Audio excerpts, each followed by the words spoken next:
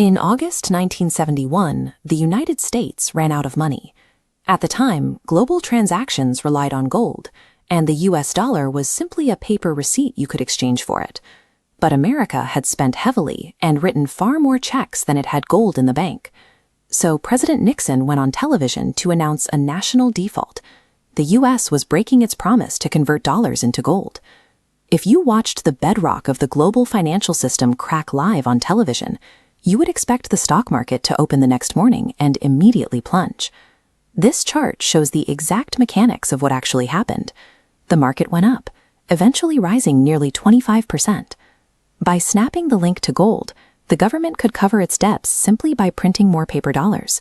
With a sudden flood of new currency entering the market, without any actual increase in national wealth, the value of each individual dollar dropped, and the prices of stocks, gold, and commodities shot up. Printing vast amounts of money to escape a debt crisis is an instinct as old as money itself.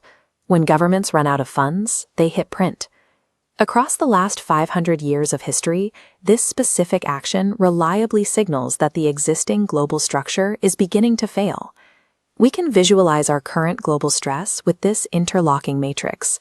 It maps three distinct forces converging right now: central banks printing massive amounts of money to pay off national debts, extreme political polarization driven by huge wealth gaps, and a rapidly rising foreign power challenging the leading global superpower.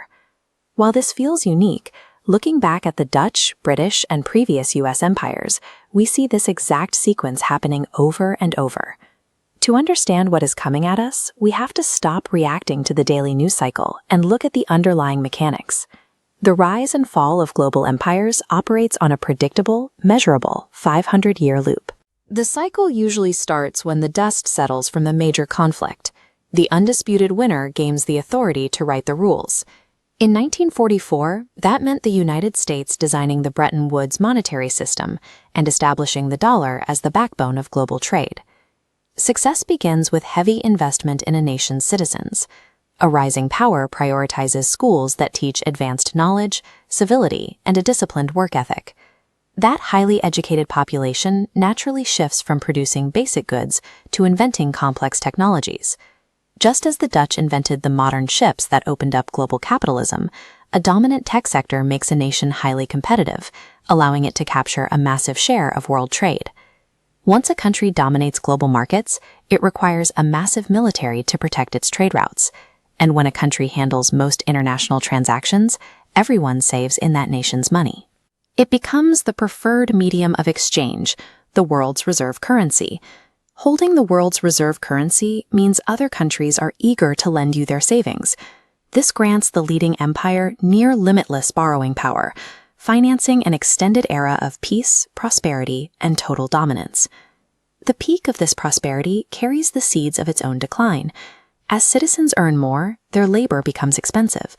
Meanwhile, hungry, developing nations with cheaper labor naturally begin to copy the leading power's methods and technology, slowly eroding its competitive edge.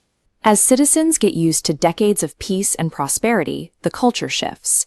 Successive generations inherit wealth instead of fighting for it. They produce less and use the exorbitant privilege of their reserve currency to simply borrow the money they need to maintain their luxuries. This reliance on borrowing inflates massive financial bubbles. Because these gains are skewed toward capital owners, a severe wealth gap emerges between the ultra-rich and the working class, who feel left behind. When an empire projects maximum military and economic authority abroad, it looks untouchable. Yet underneath, it is structurally hollowed out, completely dependent on foreign lenders to sustain its massive domestic debts. When the bubble bursts and lenders pull back, the government faces a stark choice: default or print more money. They always print. That devalues the currency, sparks heavy inflation, and crushes the living standards of average citizens. Severe economic pain acts as an accelerant on the existing wealth gap. Frustrations boil over into open resentment, fracturing society into extreme left and right-wing populist movements that battle for control of a shrinking economic pie. External rivals watch this domestic chaos closely. Seeing the dominant power paralyzed by internal fighting and weighed down by debt, rising nations aggressively assert their own influence on the world stage. the collision of violent internal civil unrest and costly external conflicts breaks the back of the old system. The declining power is forced to cede ground, and the emerging victors draw up the treaties that dictate the next world order.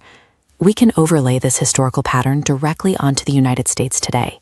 We see the classic symptoms of Phase 3: massive wealth disparity, deep political resentment, and an economy reliant on central banks printing trillions of dollars to manage persistent crises. Internationally, the U.S. drains its resources to project military force and protect interests across dozens of countries, while China rapidly scales its own economic and military capabilities to challenge that dominance.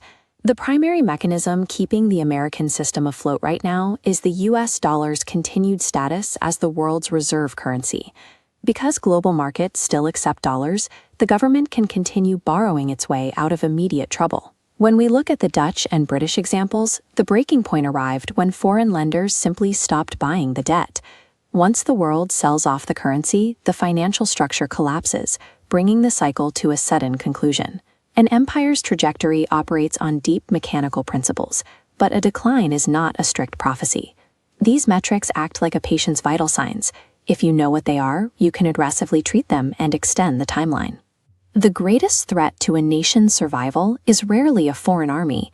The true danger is fracturing from within, because a society refuses to make the difficult, disciplined choices required to sustain success.